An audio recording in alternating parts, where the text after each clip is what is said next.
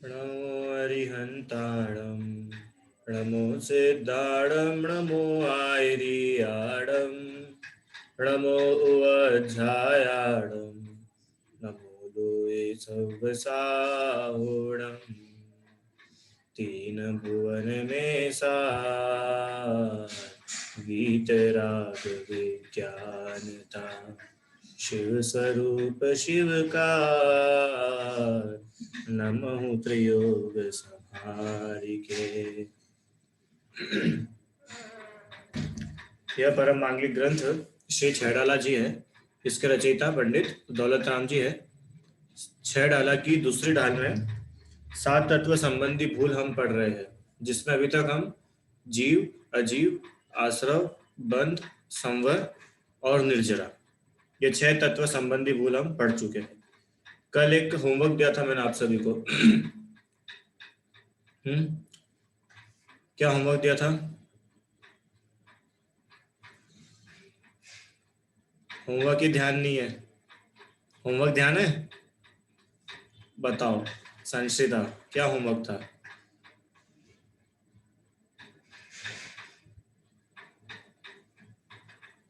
हाँ बोलो।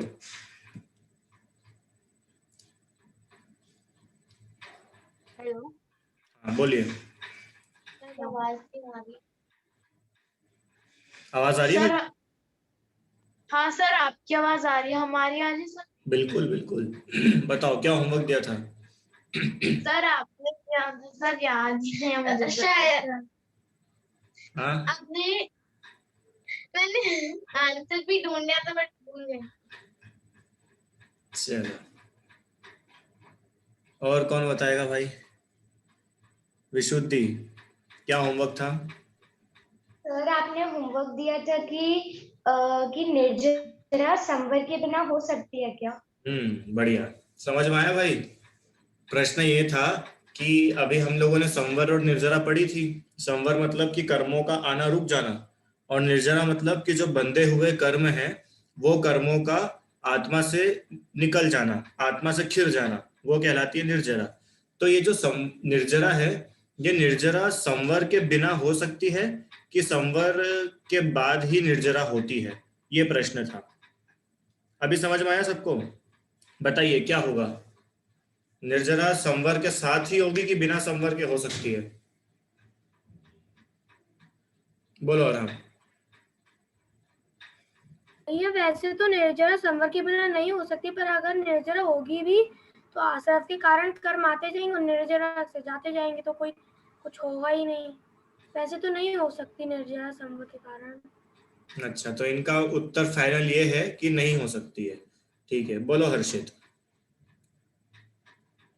सर नहीं हो सकती। नहीं हो सकती है। बोलो दिव्यांश। हाँ या ना में उत्तर देना है आप लोगों को। सर नहीं हो सकता। ठीक है, सर नहीं हो। ठीक है, ठीक है। आराध्या।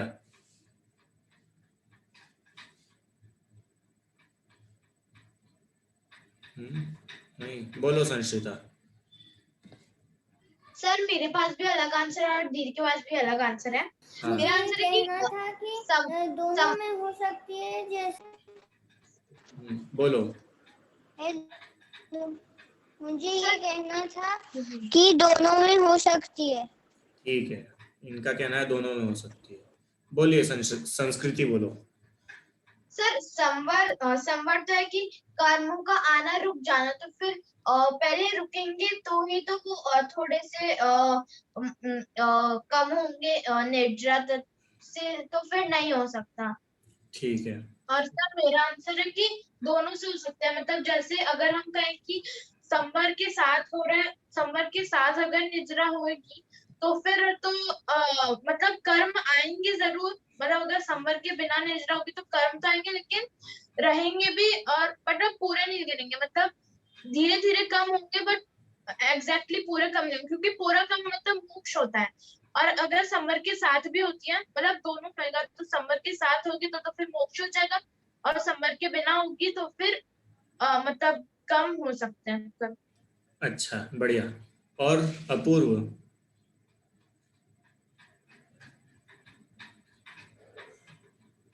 सर संवर पहले होता है, उसके बाद निर्जरा होती है। बिना संवर के निर्जरा नहीं हो सकती।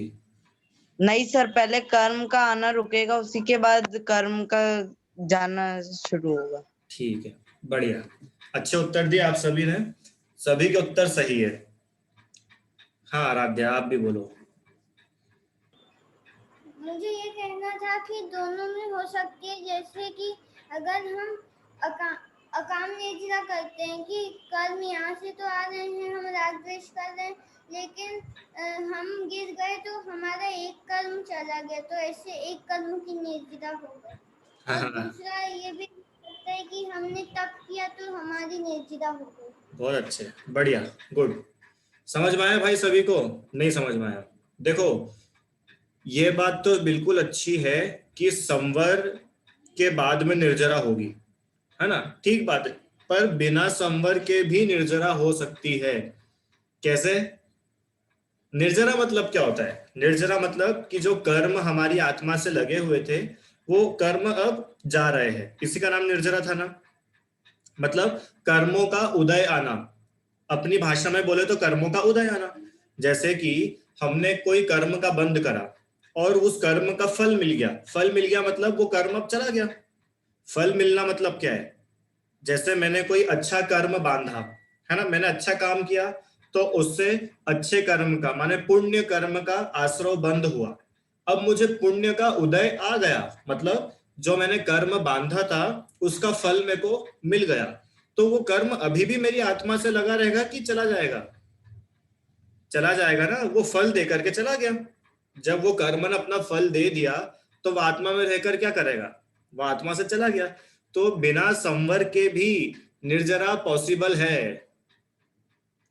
अरे आप लोग अपने कर्मों को भोग रहे हो कि नहीं भोग रहे हो? ऐसा कोई है अपने बीच जो कर्मों को नहीं भोग रहा? अरे हम सब अपने अपने कर्मों को भोग रहे हैं। तो कर्मों को भोग रहे मतलब कर्मों की निर्जरा हो रही है ना। भोगना मतलब वो कर्म आत्मा से निकलते जा रहे हैं। पर हम पता है कैसा भोग रहे हैं?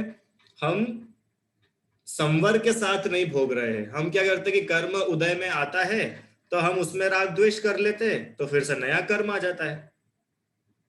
समझ में आया? जैसे उदाहरण के लिए मैंने किसी का बुरा किया था, ठीक है, तो उसके फल में मेरे साथ बुरा होगा। तो उसके फल में मेरे साथ बुरा ये हुआ कि मेरा पेट दुखने लग गया। कुछ एग्जाम्पल के लिए कि पाप कर्म के उदय से मेरा पेट दुख रहा है, इसका मतलब मेरे को मेरे पाप का फल मिल रहा है। तो वो पाप का फल मिल गया मतलब वो जो पाप कर्म मैंने बांधा था उसका फल मुझे मिला और वो कर्म आत्मा से चला गया। तो ये निर्जरा हुई कि नहीं उस कर्म की? हुई कि नहीं हुई? मुनिराज आहार लेते हैं और आहार लेते लेते मुनिराज को अगर अंतराय आ गया तो मुनिराज के कर्मों की निर्जरा हुई कि नहीं हुई? बिल्कुल हुई, बिल्कुल हुई। क्यों? क्योंकि कुछ अशुभ कर्मों का फल था जिस कारण से अंतराय आया, है ना। पर उस सिचुएशन में, उस अवस्था में उन्होंने ना राग करा, उन्होंने ना द्वेष करा, तो उनके संवर बन गया कि अब उनके कर्म नहीं आएंगे। समझ में आया?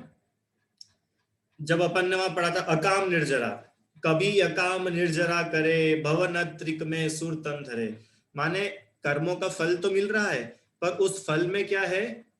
वो राग द्वेष नहीं कर रहे, है ना। अच्छे कर्मों के फल में अपने राग नहीं कर रहे, बुरे कर्मों के फल में द्वेष नहीं कर रहे। तो बिना संवर के भी निर्जरा होती है, ठीक है। ये कोई एक साइकिल व प्रोसेस नहीं है कि पहले आश्रव फिर बंद, ये तो चलो कनेक्टेड है, पर निर्जरा के लिए संवर हो ही सही ऐसा जरूरी नहीं है। पर ये अच्छा पॉइंट उन्होंने बताया था संश्रिता ने कि अगर मोक्ष जाना है तो मोक्ष के लिए तो संवर कंपलसरी है। जैसे कि अगर आपको नाव पूरी खाली करनी है तो उसके लिए वो छेद बंद करना जरूरी है। तुम छेद बंद नहीं करोगे तो नाव का पानी खाली तो होता जाएगा, पर अगर संवर ही नहीं है तो कर्म आना रुक ही नहीं रहे, तो कर्म आते जाएंगे। तुम खाली करते जाओ आता जाएगा, तुम खाली करते जाओ वो आता जाएगा, तो मोक्ष नहीं हो पाएगा। मोक्ष के लिए क्या जरूरी है? कि मोक्ष के लिए संवर जरूरी है। नाव को खाली करने के लिए क्या जरूरी है? कि वो छेद को बंद करना जरूरी है। सबको समझ में आया भाई? निर्जरा भी आत्मा के लिए अच्छी है, मोक्ष तो आत्मा के लिए सबसे अच्छा है और संवर भी आत्मा के लिए बहुत अच्छा है। ठीक है, तो इस प्रकार से ये अपना प्रकल का होमवर्क हुआ। चलिए अब अंतिम मोक्ष तत्व संबंधी भूल, है ना। मोक्ष तत्व संबंधी भूल क्या है? शिव रूप निराकुल तान जोय, है ना। ये छंद अपन एक बार और पढ़ लेते हैं। यहाँ लिखा है, पढ़ते साथ में। रोके न चाह निज शक्ति खोय, शिव रूप निराकुल तान जोय, याही प्रतीति जुत कछुक ज्ञान, सो दुखदायक अज्ञान जान। क्या है मोक्ष तत्व संबंधी भूल? रोके न चाह निज शक्ति खोए और शिव रूप निराकुल तान जोय। तो सबसे पहले हमको ये समझना पड़ेगा कि मोक्ष मतलब क्या होता है। क्यों मोक्ष? तुम ही बताओ चलो। मोक्ष भाई, मोक्ष मतलब क्या होता है? मोक्ष मतलब जहाँ दुखी ना हो, ना भूख प्यास का, ना पेट दर्द का और अलग अलग चीजों का। हाँ बहुत बढ़िया। आप लोगों को ध्यान है, अपने बालबोध एक में कभी पढ़ा होगा, जहां भूख का नाम नहीं है, जहां प्यास का काम नहीं है, खांसी और जुकाम नहीं है, आदि व्याधि का नाम नहीं है, सत शिव सुंदर मेरा धाम, मुक्तिपुरी है मेरा धाम। पढ़ा ऐसा आप लोगों ने? मैंने तो भाई बचपन में बहुत पढ़ा था। मैं खूब गा गा करके, भाग भाग करके इसको गाता था पाठशाला में। शुद्धात्म है मेरा नाम, मात्र जानना मेरा काम, मुक्तिपुरी है मेरा धाम, मिलता जहां पूर्ण विश्राम, जहां भूख का नाम नहीं है, जहां प्यास का काम नहीं है, खांसी और जुकाम नहीं है, आदि व्याधि का नाम नहीं है। ये मोक्ष ने वही तो बताया अपने को। मोक्ष मतलब क्या? मोक्ष मतलब एक ऐसी जगह जहां पर कोई दुख नहीं होता, ओहो, जहां पर भूख प्यास नहीं होती, जहां पर सर्दी गर्मी नहीं होती। अरे वहां पे शरीर ही नहीं है। जब शरीर ही नहीं है तो भूख प्यास कहां से होगी? जब शरीर ही नहीं है तो सर्दी गर्मी कैसे होगी? जब शरीर ही नहीं है तो सर्दी खांसी जुकाम कोरोना कैसे होगा? होगा क्या? नहीं होगा। इतनी गजब की अवस्था है मोक्ष। अब ये तो अपन ने बालबोध एक का मोक्ष पढ़ा। अब 6 डॉलर से अगर मोक्ष पढ़ेंगे तो क्या है कि जीव की अशुद्ध दशा का सर्वथा संपूर्ण नाश होकर आत्मा की पूर्ण निर्मल पवित्र दशा का प्रकट होना और उसके निमित्त कारण द्रव्य कर्म का सर्वथा नाश होना मोक्ष है।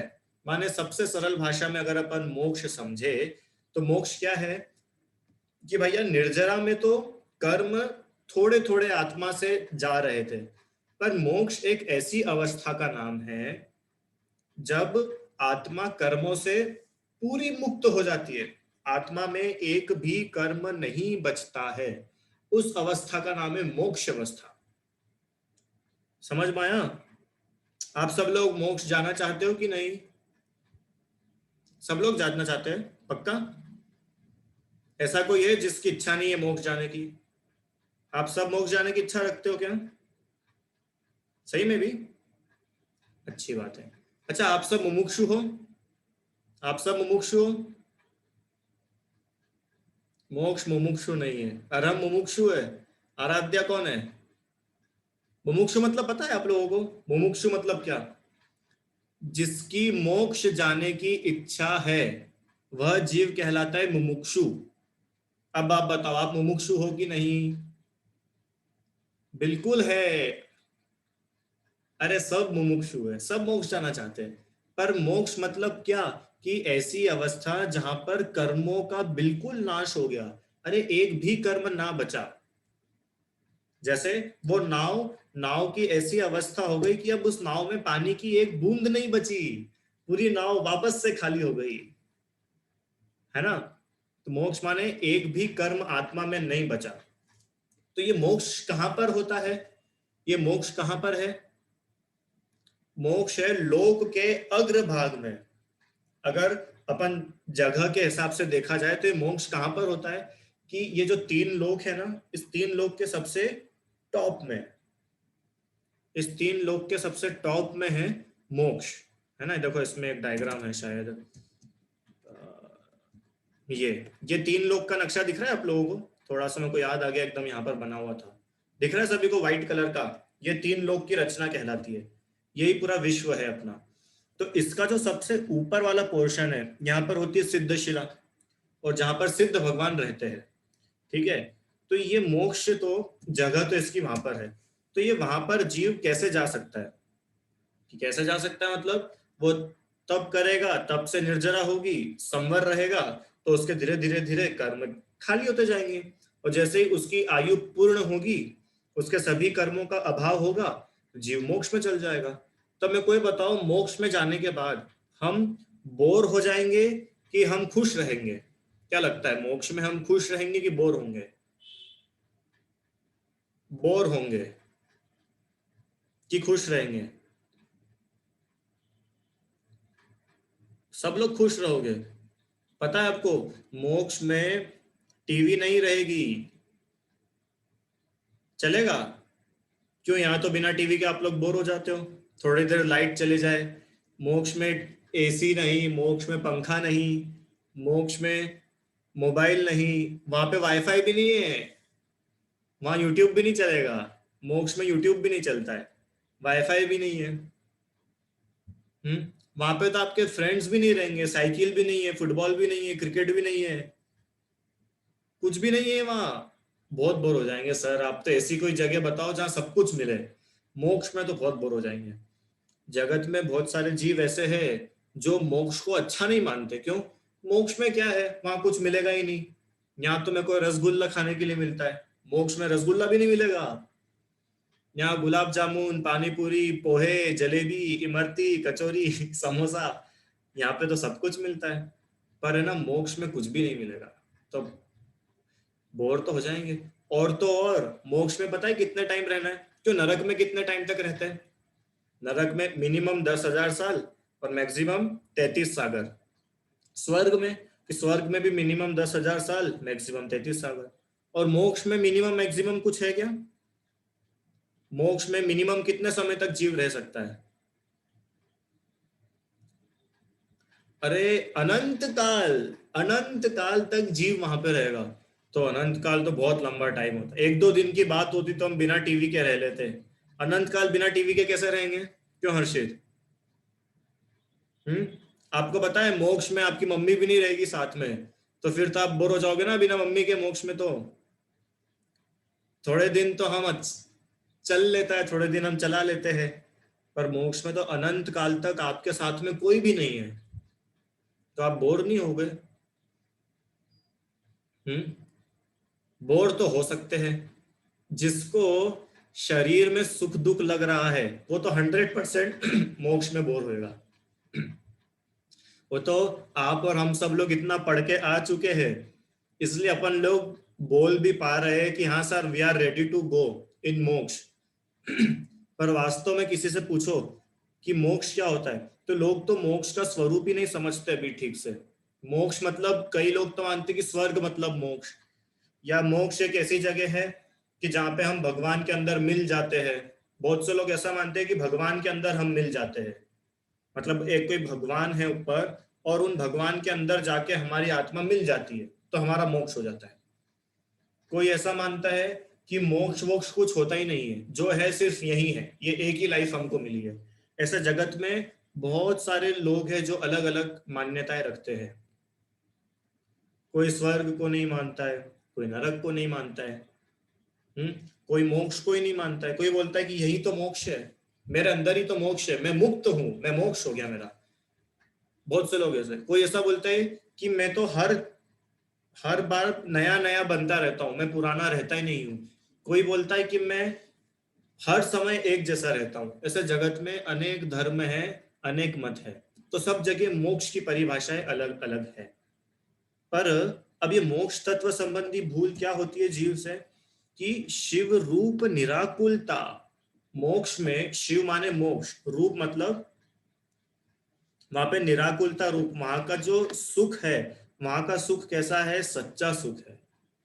मोक्ष में जो हमको सुख मिलता है ना, हर कोई जे त्रिभुवन में जीव अनंत, सुख चाहे दुख ते भयवन। इस पूरे विश्व में अनंत अनंत अनंत जीव है और हर जीव सुखी होना चाहता है, दुख से डरता है। तो बोल रहे हैं कि भैया तुम अगर सुखी होना चाहते हो ना, तो तुम एक ही जगह जा तुमको सुख मिलेगा।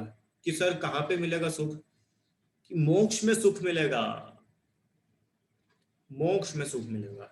क्यों? वहां क्यों सुख मिलेगा? वहां का सुख कुछ स्पेशल है क्या? कि हाँ बहुत स्पेशल है। वहां का जो सुख है ना वो निराकुल सुख है। निराकुल सुख मतलब आकुलता, आकुलता मतलब टेंशन, निराकुल मतलब टेंशन फ्री। मोक्ष का जो सुख है ना वो सुख में आपको कभी भी कोई समस्या नहीं आने वाली है। तो आप बोलोगे कि नहीं सर हम जो यहाँ पे सुख भोग रहे हैं यहाँ का सुख भी हमारा बहुत अच्छा है। तो अब तुम 2 मिनट अपन कंपेयर करेंगे कि मोक्ष का सुख अच्छा है कि ये संसार में जो हमको हमारी इंद्रियों से सुख मिलता है ये सुख अच्छा है। ठीक है। अच्छा कितने लोग इंद्रियों की पार्टी में हैं? जैसे चुनाव होता है ना, चुनाव बीजेपी और कांग्रेस, तो अभी बीजेपी अपने पॉइंट रखेगी और कांग्रेस अपने पॉइंट रखेगी। तो आप में से कितने लोग इंद्रिय सुख के साथ हो कि मैं इंद्रिय सुख की पार्टी में हूं? कोई है? भैया मैं तो हूं, मेरे साथ कोई हो जाओ, मैं अकेला पड़ जाऊंगा। फिर कोई तो मेरा साथ दो। कोई नहीं मेरा साथ देगा? हाँ कोई भी नहीं? ठीक है भैया मैं अकेला ही लड़ लूंगा। बाकी अब आप सब कौन हो कि आप सब अतीन्द्रिय सुख की पार्टी में हो। अतीन्द्रिय सुख मतलब ऐसा सुख जो इंद्रियों से नहीं होता, सीधा आत्मा से होता है। ठीक है। तो आप सब लोग एक तरफ। अब ठीक है भाई अब मेरा कोई साथ नहीं दे रहा है तो मैं अकेला एक तरफ। अब पर मैं अकेला हूं ना तो मैं मेरे पॉइंट्स पहले रखूंगा। ठीक है मंजूर आप लोगों को? अब मैं अकेला हूं तो इतना तो मेरे को आप लोग थोड़ी तो शांति दो, है ना। मैं मेरे पॉइंट्स पहले रखूंगा। अब मेरा ऐसा कहना है क्योंकि मेरे को इंद्रिय सुख अच्छा लगता है, मेरे को शरीर का सुख बढ़िया लगता है, मेरे को ठंडी हवा अच्छी लगती है, मैं इसी में बहुत सुखी हूं। तो मेरा पहला पॉइंट ये है, मतलब पहला पॉइंट ये निकल के आएगा कि भैया ये जो इंद्रिय वाला सुख है ना ये सुख पे ये सुख के लिए मैं हमेशा किसी पे डिपेंडेंट रहता हूँ। ये मेरी एक बात आप सुन लो कि जो मेरा सुख है, ऐसा मान लो जो इंद्रियों से होने वाला सुख है, इंद्रियों से होने वाला सुख कैसा होता है? कैसा होता है? पराधीन। पराधीन मतलब अगर मेरे को सुखी होना है तो मेरे को किसी ना किसी के पास जाना पड़ेगा। जैसे मुझे ठंडी हवा वाली जगह पर जाना पड़ेगा, अरे मेरे को पंखा चालू करना पड़ेगा क्योंकि मैं किसी और पे डिपेंडेंट हूं ना। पर मोक्ष का सुख ऐसा नहीं है। मोक्ष का सुख तो बहुत गजब है। मोक्ष का सुख कैसा है? मोक्ष का सुख स्वतंत्र है। स्वतंत्र, स्वतंत्र माने इंडिपेंडेंट है। जो मोक्ष में होने वाला सुख है ना उस सुख के लिए आपको किसी के ऊपर निर्भर नहीं रहना है, वो इंडिपेंडेंट सुख है। इंद्रिय का सुख कैसा है? जो पांचों इंद्रियों से हमें सुख मिलता है, हमें लगता है कि वो विषम है। विषम है मतलब कभी कम हो जाता है, कभी ज्यादा हो जाता है। होता है कि नहीं होता है? आप बताओ। जब अपने को अपनी इंद्रियों से सुख मिलता है कभी कम होता है, कभी ज्यादा होता है। उदाहरण, आप लोगों को सोना अच्छा लगता है? सोना मतलब सोना अच्छा लगता है कि नहीं? अच्छा लगता है सभी को? संश्रित अच्छा लगता है ना सोना? विशुद्धि बढ़िया, बहुत अच्छा लगता है सर सोना। तो आप कितनी देर सो सकते हो? सोने में हमको सुख मिलता है तो आप कितनी देर तक सो सकते हो? 1 घंटा, 2 घंटा, 10 घंटा, एक दिन? एक दिन पूरा सो सकते हो? नहीं। चलो तो भी सो लिए मान लो, एक दिन से ज्यादा सो के बताओ एक बार। चलो कि नहीं सर मैं तो 1 हफ्ते तक लगातार सो के बताऊंगा। ऐसा कोई है? कि क्यों नहीं सो रहे हो तुम लगातार? तुमको तो अच्छा लग रहा था ना सोने में, तो बस सोते जाओ सोते जाओ। कि नहीं सर सोते सोते भी हम बोर हो जाते हैं, अब हमको उठना पड़ता है। होता है कि नहीं? कि खाना खाना अच्छा लगता है तो खाना खाते जाओ खाते जाओ खाते जाओ। कि नहीं हमको रुकना पड़ता है। क्यों? जब तुमको सुख हो रहा था तो फिर तुम रुके क्यों? इसका मतलब जो खाना खाने में, हवा लेने में, सोने में, खेलने में, नहाने में जो हमको सुख लगता है वो सुख कैसा है? कम ज्यादा होता हुआ है, एक जैसा परमानेंट सुख नहीं है। समझ में आया?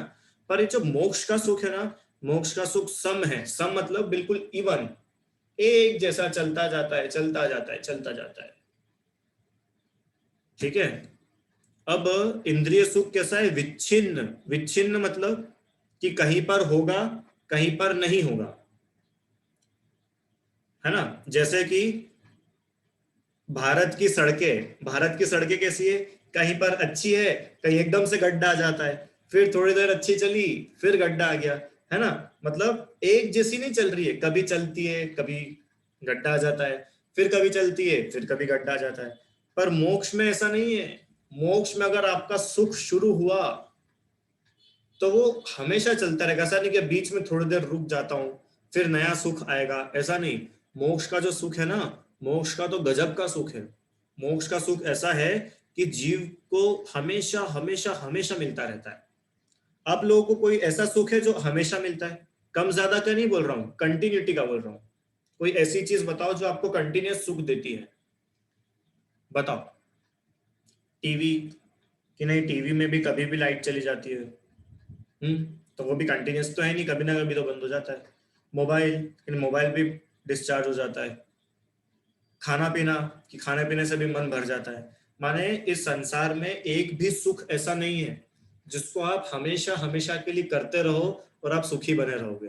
पर मोक्ष इतनी गजब की जगह है कि वहां का जो सुख है, मोक्ष अवस्था का जो सुख है, वो इतना गजब का है। वो कैसा है?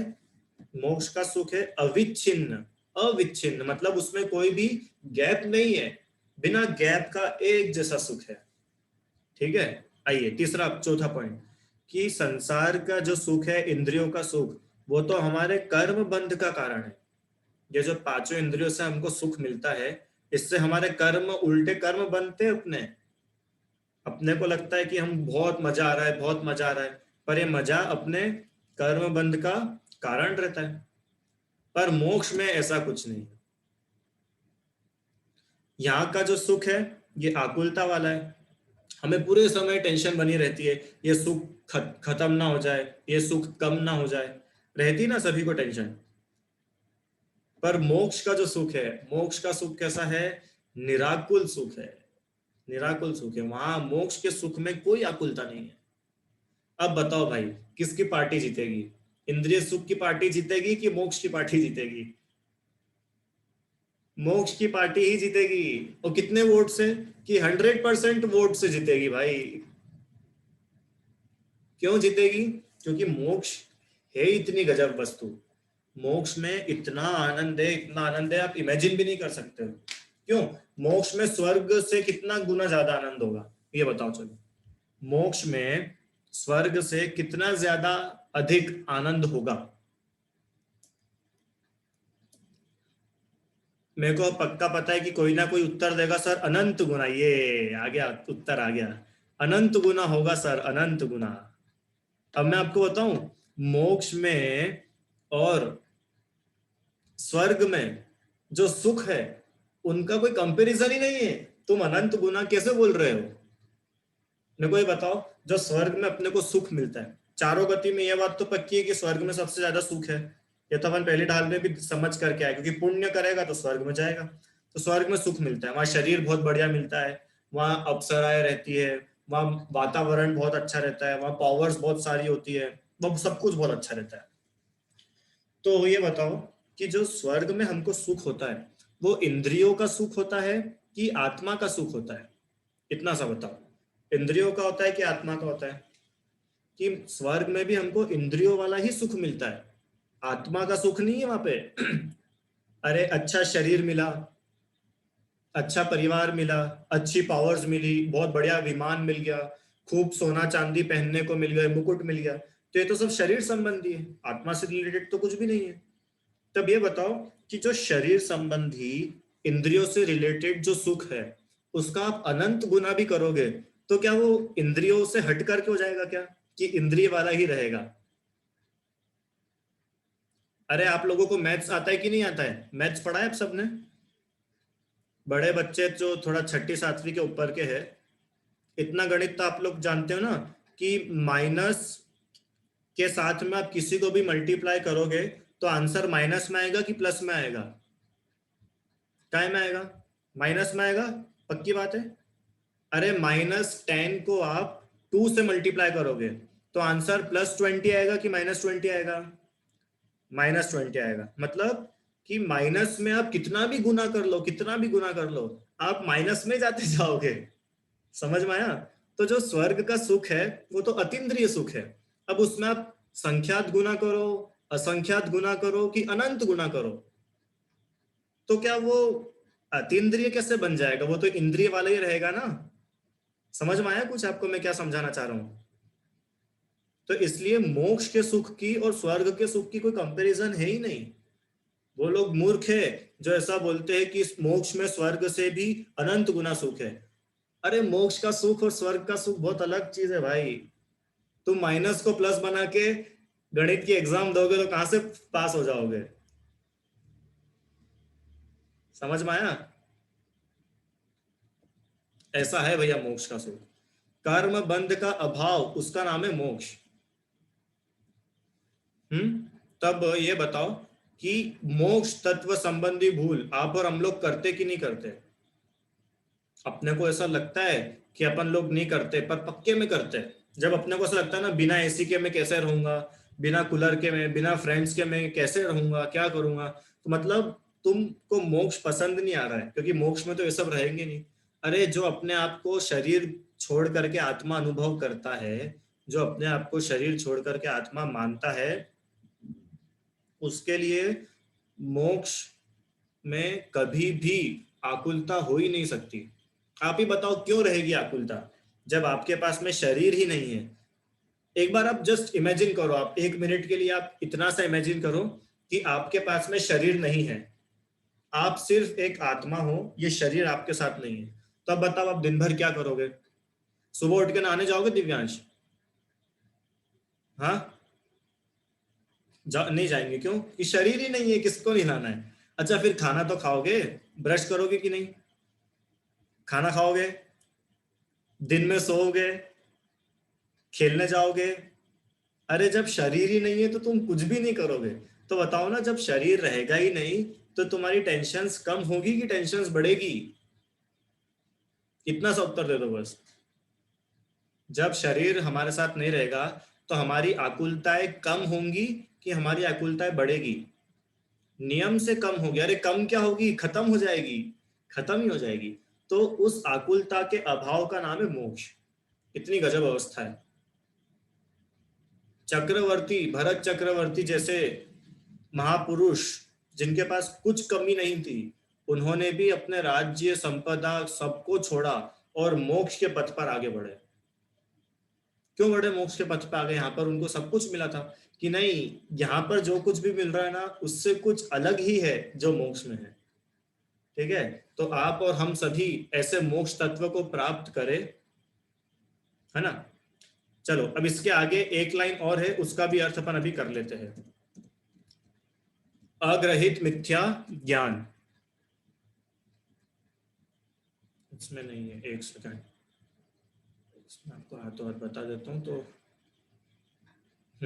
ठीक है। अब अभी तक अपन ने अग्रहित मिथ्या दर्शन समझा था, है ना? अग्रहित मिथ्या दर्शन माने 7 तत्वों का जो विपरीत श्रद्धान है उसका नाम अग्रहित मिथ्या दर्शन है। अग्रहित मिथ्या ज्ञान क्या है? कि या ही प्रतीति जुत कछुक ज्ञान सो दुखदायक अज्ञान जान। बहुत सरल है, एक लाइन में बता दिया उन्होंने कि अग्रहित मिथ्या ज्ञान किसका नाम है? कि याही मतलब जो ऊपर बता क्या है, ऐसी प्रतीति माने ऐसे मिथ्या श्रद्धान के साथ कछुक ज्ञान, जो कुछ भी ज्ञान है, ऐसे मिथ्या श्रद्धान के साथ, ऐसे मिथ्या दर्शन के साथ में जो कुछ भी ज्ञान चल रहा है वो ज्ञान क्या है? वो मिथ्या ज्ञान है। कितना सरल है। मिथ्या दर्शन के साथ जो कुछ भी ज्ञान चल रहा है वो क्या है? मिथ्या ज्ञान है। या ही प्रतीति जुत कछुक ज्ञान माने मिथ्या श्रद्धान के साथ जो कुछ भी जानना हो रहा है, माने जो प्रयोजनभूत जीवादि 7 तत्व है उनको जो विपरीत जानना हो रहा है उसका नाम क्या है? अग्रहित मिथ्या ज्ञान। वो दुखदायक है, दुखदायक मिथ्या ज्ञान। अज्ञान माने मिथ्या ज्ञान है। ठीक है? अग्रहित मिथ्या ज्ञान किसको कहते हैं? कि मिथ्या दर्शन के साथ में जो भी जानने का कार्य ज्ञान हो रहा है वो अग्रहित मिथ्या ज्ञान है। बहुत सरल है। सम्यक ज्ञान किसको बोलेंगे कि सम्यक दर्शन के साथ जो ज्ञान है वो सम्यक ज्ञान है। मिथ्या ज्ञान कि मिथ्या दर्शन के साथ जो ज्ञान है वो मिथ्या ज्ञान है। अग्रहित मिथ्या ज्ञान कि अग्रहित मिथ्या दर्शन के साथ जो ज्ञान है वो अग्रहित मिथ्या ज्ञान है। ग्रहित मिथ्या ज्ञान कि ग्रहित मिथ्या दर्शन के साथ जो ज्ञान है वो ग्रहित मिथ्या ज्ञान है। ठीक है, तो इस प्रकार से हमने अग्रहित मिथ्या दर्शन और अग्रहित मिथ्या ज्ञान का स्वरूप पढ़ा। कल की क्लास में हम अग्रहित मिथ्या चारित्र क्या है उसकी चर्चा करेंगे। ठीक है, चलिए अभी कुछ प्रश्न हो तो आप पूछ सकते हैं, बोलिए जल्दी, टाइम थोड़ा सा ही है, फटाफट अपन करेंगे। बोलो संश्रिता। सर हम दोनों को एक एक प्रश्न। बोलो सर आत्मा में लीन होने का मतलब क्या होता है? मतलब हम आत्मा में लीन कैसे हो?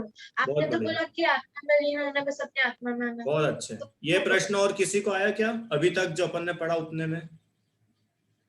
किसी को नहीं आया? मतलब आप सबको आत्मा में लीन होना आता है, इसका मतलब तो यही हुआ। अरे धन्यवाद बोल दो उन दोनों को जो उन्होंने प्रश्न तो पूछा कम से कम कि आत्मा में लीन हो कैसे। आप तो कब से बोल रहे हो, पहले दिन से आत्मा में लीन हो जाओ लीन हो जाओ, तो कैसे हो? कोई रास्ता है क्या आत्मा में जाने का? कहाँ जाएंगे हम?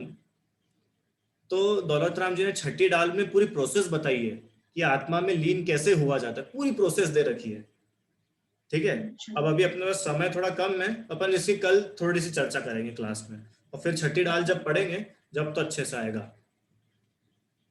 सर मेरा प्रश्न था कि मतलब जैसे आप मतलब काफी बार हमारी चर्चा होती है कि स्वर्ग में नियम नहीं ले सकते, तो आप तो बोल दो मतलब आप तो बोल दो कि हम नियम में कुछ भी ले सकते हैं, जैसे कुछ छोड़ना ही नियम नहीं होता, कुछ पढ़ना भी नियम हो सकता है, जैसे आज मैं 6 डाला बोलूंगा, आज मैं भक्तामर बोलूंगा। तो फिर मतलब या तो मतलब दो बात है, मतलब या तो वो अपनी इच्छाओं को नहीं रोक सकते, तप नहीं कर सकते, या फिर नियम नहीं ले सकते। नहीं, नियम तो हो सकता है, तपस्या नहीं होती है, संयम नहीं होता है। नियम होता है, संयम नहीं होता है। संयम धारण करना माने इतना कि वो लोग कुछ त्याग नहीं कर सकते, मुनि दीक्षा ग्रहण नहीं कर सकते, कुछ छोड़ नहीं सकते, ऐसा वहां पे संयम नहीं हो पाता है। जो इंद्रियों का कंट्रोल है वो स्वर्ग में नहीं हो पाता है ना? हाँ, और एक प्रश्न इनका और था, अब टाइम अपना हो गया है हालांकि, उसकी चर्चा भी अपन कल करेंगे कि सिर्फ मनुष्य में पुरुषों को और मुनिराजों को ही क्यों मोक्ष जाने का प्रिविलेज है, आत्माएं तो सब बराबर होती है, तो हर कोई मोक्ष क्यों नहीं जा सकता है? तो ये चर्चा भी अपन कल करेंगे। अभी जिनवाणी स्तुति। हे जिनवाणी भारती तो हे जपो दिन रैन, जो तेरी शरणा गहे सो पावे सुख चैन। जावाणी के ज्ञान ते सूझे लो कालो, सो वाणी मस्तक नमो सदा देत हूँ दो।